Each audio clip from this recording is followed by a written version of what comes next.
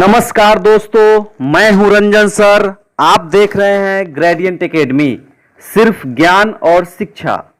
दोस्तों, आज के वीडियो में देखिए प्रारंभिक गणित का एक महत्वपूर्ण टॉपिक अनुपात रेशियो से संबंधित सबसे महत्वपूर्ण चुने हुए प्रश्न। इस वीडियो में सभी वस्तुनिष्ठ प्रश्नों को इस प्रकार से बताया गया है ताकि सभी को आसानी से समझ में आ जाए। तो दोस्तों, अंक गणित की सबसे बेहतर एवं सिलेबस के अनुसार तैयारी के लिए कर लीजिए इस चैनल को सब्सक्राइब, और यदि वीडियो आपको पसंद आए तो एक लाइक जरूर करें एवं अपने सभी दोस्तों में व्हाट्सएप के माध्यम से वीडियो को शेयर जरूर करें। तो आइए दोस्तों, शुरू करते हैं इस वीडियो को और बढ़ते हैं पहले प्रश्न की ओर। दोस्तों, प्रश्न की ओर बढ़ने से पहले आइए अनुपात समझ लेते हैं थोड़ा सा। यह दो सजातीय राशियों के बारे में यह बताती है कि एक राशि दूसरी राशि से कितनी गुनी है। a बटा b को a तथा b का अनुपात कहते हैं। इसे a, ये दो डॉट देख रहे हैं दोस्तों, ये दो डॉट को अनुपात कहते हैं। a अनुपात b से सूचित करते हैं। तो दोस्तों, अनुपात क्या बताती है हम लोगों को यह बताती है कि एक राशि जो है दूसरे राशि से कितनी गुनी है, यह बताती है दोस्तों। अब आइए समानुपात देख लेते हैं। यहां पे चार राशियों में जब पहली राशि और दूसरी राशि का अनुपात तीसरी और चौथी राशि के अनुपात के बराबर हो तो वह समानुपात कहलाता है। यह दो अनुपातों के बीच ये चार डॉट जो देख रहे हैं दोस्तों, इस चिन्ह को रखकर सूचित किया जाता है। ठीक है दोस्तों, तो ये अनुपात है और ये समानुपात है। जब समानुपात क्या हो गया, तो जब दो अनुपात, एक अलग दो अनुपात और दूसरा दो अनुपात, दोनों जब बराबर हो गया, जैसे a अनुपात b बराबर है c अनुपात d के, तो a अनुपात b और ये चार डॉट देके c अनुपात d लिख सकते हैं। तो ये चार डॉट को क्या कहेंगे, समानुपात कहेंगे दोस्तों। आइए अब बढ़ते हैं हम लोग पहले प्रश्न की ओर। दोस्तों, हमारे पास बीपीएससी प्रधान शिक्षक की परीक्षा के तैयारी के लिए सिलेबस के अनुसार सभी विषयों का पीडीएफ उपलब्ध है। दोस्तों, आप पीडीएफ प्राप्त करने के लिए हमारे इस नंबर पर संपर्क कर सकते हैं 7091443130। इस नंबर पे जल्द से जल्द संपर्क करें और पीडीएफ प्राप्त करें दोस्तों। मात्र 351 के मूल्य पर आपको पूरे सिलेबस का पीडीएफ प्राप्त हो जाएगा। देखिए दोस्तों, हमारा ये पहला प्रश्न है, यदि 0.4 अनुपात 1.4 समानुपात 1.4 अनुपात x, तब x का मान क्या होगा। यहां पे देखिए समानुपात का चिन्ह है बीच में और दो अनुपात आपको दिया हुआ है। एक है 0.4 का 1.4 के साथ और दूसरा अनुपात है 1.4 का x के साथ। तो यहां आपको x का मान बताना है कि x का मान क्या होगा। तो इसको बनाने के लिए हम लोग इस तरीके से बना सकते हैं। देखिए, चार ऑप्शंस हैं। 0.4 बटा 1.4 लिखेंगे बराबर 1.4 बटा x। इसको क्रॉस गुना करेंगे दोस्तों। 0.4 को देखिए, ये क्रॉस गुना 0.4 को x से और 1.4 को 1.4 से, यहां देखिए ये आ जाएगा।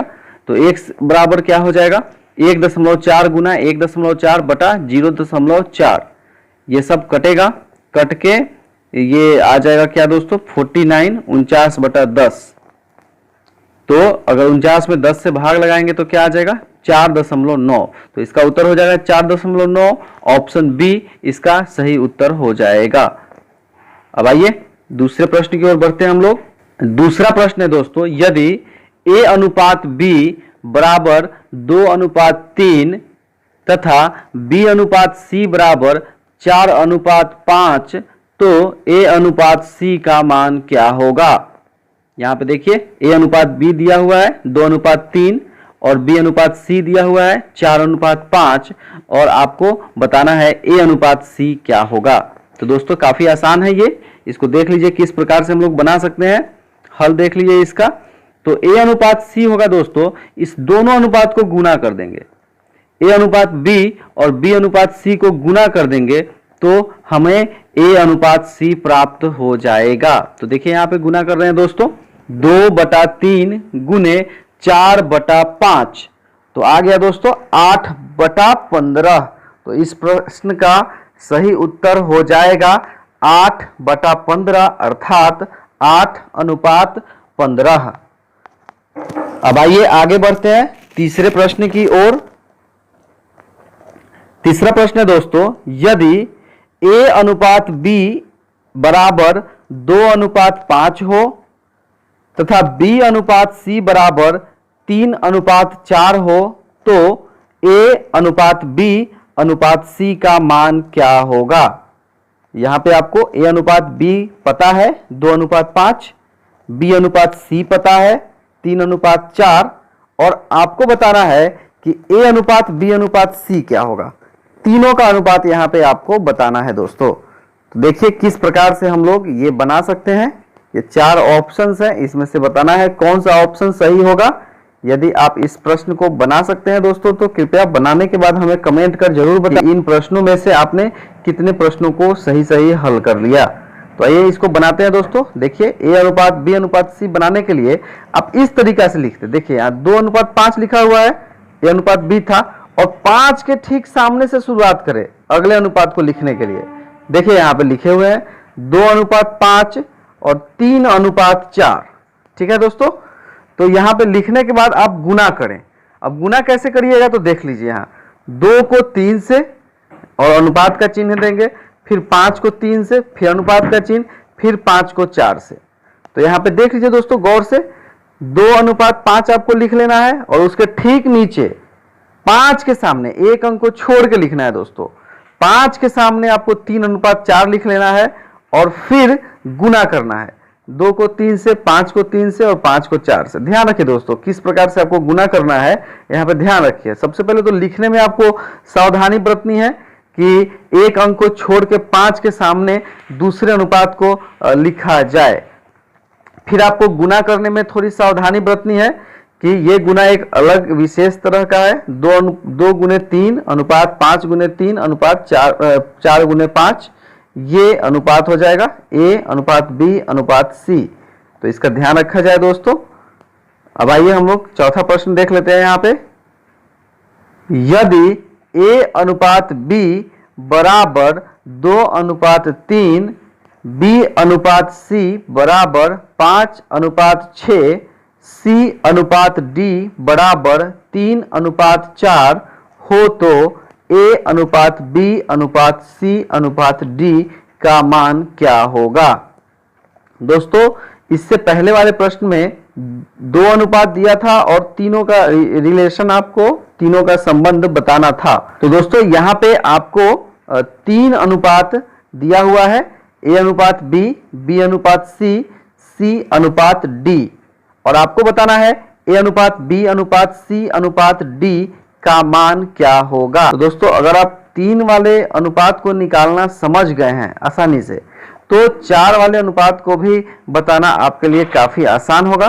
तो देखिए यहाँ पे हम लोग कैसे इसको बनाएंगे। तो सबसे पहले हम लोग 3 अनुपात ए अनुपात बी अनुपात सी निकालेंगे।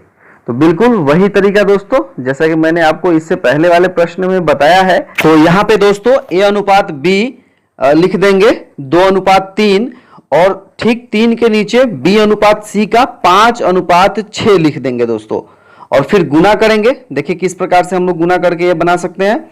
तो 2 में 5 से करेंगे गुना, अनुपात 3 गुने 5 करेंगे, फिर अनुपात 3 गुना 6 करेंगे दोस्तों। तो हमारे पास क्या आ जाएगा 10:15:18। अब आपको ए अनुपात बी अनुपात सी अनुपात डी निकालना है। हमारे पास ये क्या निकल गया दोस्तों, ए अनुपात बी अनुपात सी, ये निकल गया 10:15:18। अब हम लोगों को इसमें डी को भी ऐड कर देना है, डी के अनुपात का भी। तो यहां डी का अनुपात क्या था दोस्तों, तो देखिए सी अनुपात डी था 3:4। अब हम लोग क्या करेंगे, अब देखिए सबसे लास्ट वाली जो संख्या है उसके नीचे ये 18 थी, सबसे लास्ट वाली देखिए यहाँ पे 18, ये 10:15:18 में 18 है तीसरी संख्या।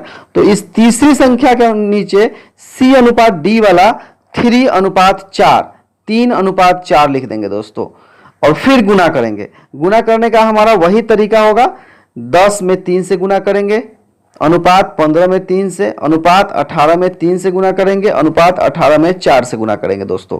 तो क्या आ जाएगा 30:45, अनुपात 54, अनुपात 72।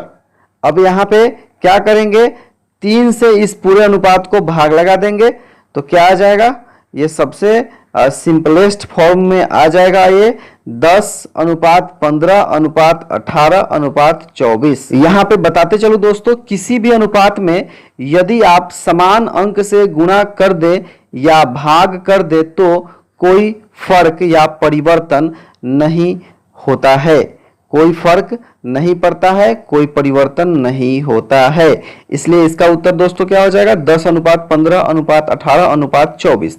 तो देखिए हमारा कौन सा ये ऑप्शन है, 10:15:18:24 वाला, ये देखिए 10:15:18:24 ऑप्शन बी। तो इस प्रश्न का सही उत्तर हो जाएगा दोस्तों ऑप्शन बी, 10:15:18:24। अब आइए दोस्तों अगला बहुत ही महत्वपूर्ण प्रश्न देख लेते हैं, 5वां प्रश्न। देखिए यहाँ पे देखिए दोस्तों, n का 15% बराबर n का 20% हो तो m/n बराबर क्या होगा, ये बताना है यहाँ पे आपको दोस्तों। ये 4 ऑप्शंस में से सही उत्तर क्या होगा, तो आइए इसको हल करते हैं, बनाते हैं।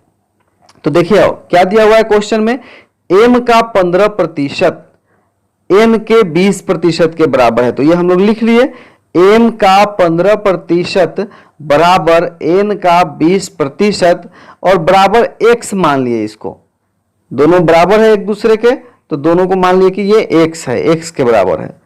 अब आइए यहाँ पे मानने पर क्या होता है, m गुने 15/100 बराबर x हो जाएगा निश्चित रूप से। तो m इज इक्वल टू क्या हो जाएगा, x गुने 100/15, कैंचिया गुना या क्रॉस गुना इसको कहते हैं। उसी प्रकार से n गुना, देखिए यहाँ पे 20/100 बराबर x है, तो n बराबर क्या हो जाएगा दोस्तों, x गुना 100/20। अब देखिए m अनुपात n निकालना है, यहाँ पे दोस्तों m को भाग लगाना है n से, तो 100x/15 भागा 100x/20। अब ये दाहिने साइड वाला ये क्या हो जाएगा, व्युत्क्रम हो जाएगा इसका, तो क्या हो जाएगा 100x/15 गुने 20/100x, 100x से 100x कट जाएगा दोस्तों, तो 20/15 बचेगा। ये दोनों भी 5 से कट जाएगा, 5 चौका 20, 5 तिया 15, तो इसका अनुपात हो जाएगा 4:3। इसका सही उत्तर हो जाएगा ऑप्शन बी। ठीक है दोस्तों, आगे बढ़ते हैं हम लोग इस प्रश्न पे। यदि आप इस चैनल पर नए हैं तो चैनल को कर लीजिए सब्सक्राइब और वीडियो को कर दीजिए लाइक। और दोस्तों यदि आप पीडीएफ प्राप्त करना चाहते हैं तो कृपया हमारे इस नंबर पर कांटेक्ट कर लीजिए, आपको आसानी से पीडीएफ प्राप्त हो जाएगा।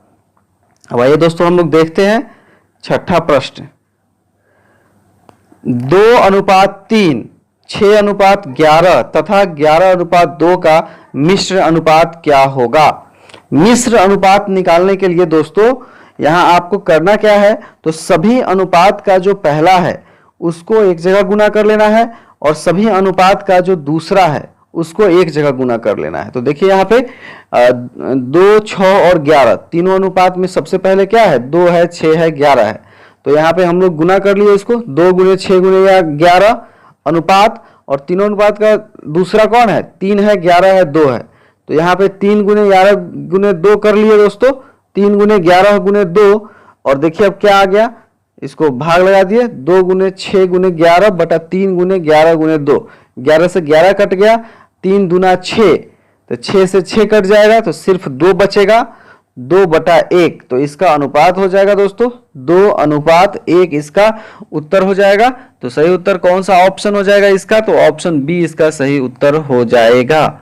अब आइए अगला प्रश्न देखते हैं, प्रश्न 7वां प्रश्न है ये। यहाँ पे देखिए दोस्तों हमारा 7वां प्रश्न है, 76 को 7:5:3:4 के अनुपात में विभक्त करने पर सबसे छोटा भाग क्या होगा। तो ये 4 ऑप्शंस दिए हुए हैं यहाँ पे, तो इसको हल करते हैं दोस्तों। सबसे छोटा भाग निकालने के लिए आपको देखना पड़ेगा कि अनुपात में सबसे छोटा कौन है। जो अनुपात में सबसे छोटा होगा, ठीक है, वही भाग सबसे छोटा होगा। तो देखिए यहाँ पे 3 है सबसे छोटा, तो इसको बनाने के लिए क्या करेंगे, 76 गुने सबसे छोटा वाला अनुपात 3 बटा सभी अनुपातों का योग। तो 76 गुने 3 बटा 7 plus 5 plus 3 plus 4 is equal to 76 गुने 3 बटा 19 हो जाएगा। इन चारों को जोड़िएगा तो 19 से 76 कट जाएगा 4 बार में, और आ जाएगा दोस्तों क्या, 4 गुने 3 बराबर 12। इसका सही उत्तर हो जाएगा दोस्तों। तो 12 ऑप्शन ए में है, तो ऑप्शन ए इसका सही उत्तर हुआ। अब आइए दोस्तों अगला प्रश्न देखते हैं। एक थैले में 20 रुपए, 10 रुपए तथा 5 रुपए के नोट 3:4:5 के अनुपात में है। यदि थैले में कुल धन 1000 रुपया हो तो 5 रुपए के नोटों की संख्या कितनी है। ये बताना है यहाँ पे आपको कि एक थैली है, बैग है, जिसमें 20 का, 10 का, 5 का नोट है। उनका संख्या किस अनुपात में है, 3:4:5 में। और टोटल कितना पैसा है, तो 1000 रुपया है। तो आपको बताना है कि 5 रुपए का नोट कितना है उस बैग में। ठीक है दोस्तों, तो आइए इसको किस प्रकार से बनाएंगे सो देख लेते हैं। यहाँ पे 20 रुपए की नोटों की संख्या मान लेंगे 3x। क्यों, क्योंकि 20 का 3 है, और 10 रुपए के नोटों की संख्या 4x, और 5 रुपए के नोटों की संख्या लिख लेंगे दोस्तों यहाँ देखिए 5x। ठीक, कुल मूल्य है 1000। तो ठीक है, 20 रुपए के 3 नोट है, तो कितने उसके मूल्य हो जाएंगे, तो जितने नोट होंगे उससे गुना कर देंगे 20 को, 20 का उतना मूल्य हो जाएगा। तो कुल मूल्य हम लोग निकाल रहे हैं सभी नोटों का कितना है। तो 20 गुने 3x 3x प्लस 10 गुने 4x प्लस 5 गुने 5x, ये हो गया कुल मूल्य। क्योंकि हमारे पास 20 का 3 नोट था, 10 का 3 अनुपात वाला नोट था, 10 का 4x नोट था, और 5 का 5x नोट था। तो आ गया क्या दोस्तों, 60x plus 40x plus 25x बराबर 1000। इन तीनों को आप जोड़ देंगे तो 125x आ जाएगा, बराबर आ जाएगा 1000। अब देखिए x इज इक्वल टू क्या हो जाएगा, 1000 बटा 125। जब आप कटाएंगे दोस्तों तो आपको आएगा 8। तो 5 रुपए की नोटों की संख्या क्या हो जाएगी, 5x हम लोग माने थे, और x बराबर आ गया 8। तो ये हो जाएगा 5 गुना 8 बराबर 40। इसका सही उत्तर हो जाएगा दोस्तों। तो देखिए 40 किस ऑप्शन में है, तो ऑप्शन बी में है, तो ऑप्शन बी इसका सही उत्तर हो जाएगा। अब आइए अगला प्रश्न की ओर बढ़ते हैं। ये 9वां प्रश्न देख लीजिए दोस्तों। 53 रुपया को ए, बी और सी में इस तरह बांटे जाते हैं कि ए को बी से 7 रुपए अधिक, ठीक है दोस्तों, और बी को सी से 8 रुपए अधिक मिलते हैं। उनके हिस्सों का अनुपात क्या है, ये बताना है यहाँ पे। तो देखिए इसको किस प्रकार से बनाएंगे। तो माना कि सी का हिस्सा यहाँ पे x मान लेंगे, ठीक। उसके बाद b का हिस्सा क्या हो जाएगा, c से 8 अधिक है, तो b का हिस्सा हो जाएगा x प्लस 8, और a का हिस्सा क्या हो जाएगा, a जो है b से 7 अधिक है, 7 रुपया, तो b में 7 ऐड कर देंगे, तो x प्लस 8 प्लस 7 सबको ऐड करने के बाद जोड़ने के बाद आ गया x प्लस 15। ठीक है दोस्तों, तो यहाँ पे देख लीजिए आप, x plus 8 plus x plus 15 बराबर 53। ठीक है, तो ये आप तीनों को जोड़ देंगे यहाँ पे, 3x प्लस 23 बराबर 53, क्योंकि 53 था हमारे पास कुल मूल्य। ठीक है दोस्तों, तो यहाँ पे 3x प्लस 23 बराबर 53 हो जाएगा। फिर 3x बराबर 53 माइनस 23, 3x बराबर 30, x बराबर 30 बटा 3 बराबर 10 हो जाएगा दोस्तों। तो x हो गया 10। अब तीनों का हिस्सा आपको निकालना है, यहाँ पे 10 हो जाएगा, c का हिस्सा, b का हिस्सा 10 प्लस 8 18 हो जाएगा, और a का हिस्सा x प्लस 15, 10 प्लस 15 बराबर 25 हो जाएगा यहाँ पे।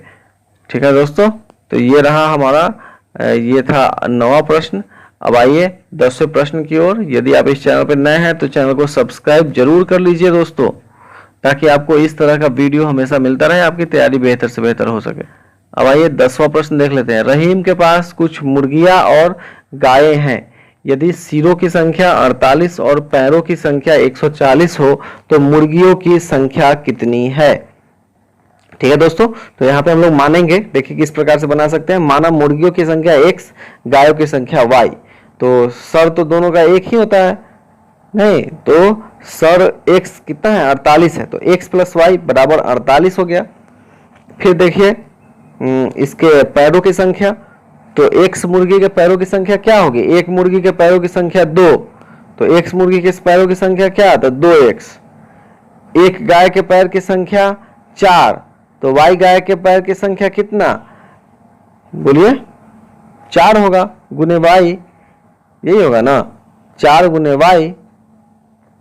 अब दोनों को जोड़ दीजिएगा तो पैर की संख्या 140 दिया हुआ है, 140 आ जाएगा। तो देखिए हमारे पास दो समीकरण हो गया, एक हो गया x प्लस वाई बराबर 48 और एक हो गया 2x प्लस 4y बराबर 140। अब देखिए x बराबर क्या हो जाएगा पहले समीकरण में 48 माइनस वाई। अब देखिए आगे क्या करते हैं, इस x का मान 48 माइनस वाई को इस दूसरे समीकरण में जहां x है वहां रख देंगे, ये x का वैल्यू आसानी से निकल जाएगा। तो देखिए यहाँ पे मान रखते हैं हम लोग 2x प्लस 4y बराबर 140 है, तो x के जगह पे देखिए 48 माइनस वाई लिख दिए, 96 minus 2y plus 4y is equal to 140, तो 96 plus 2y is equal to 140 हो जाएगा।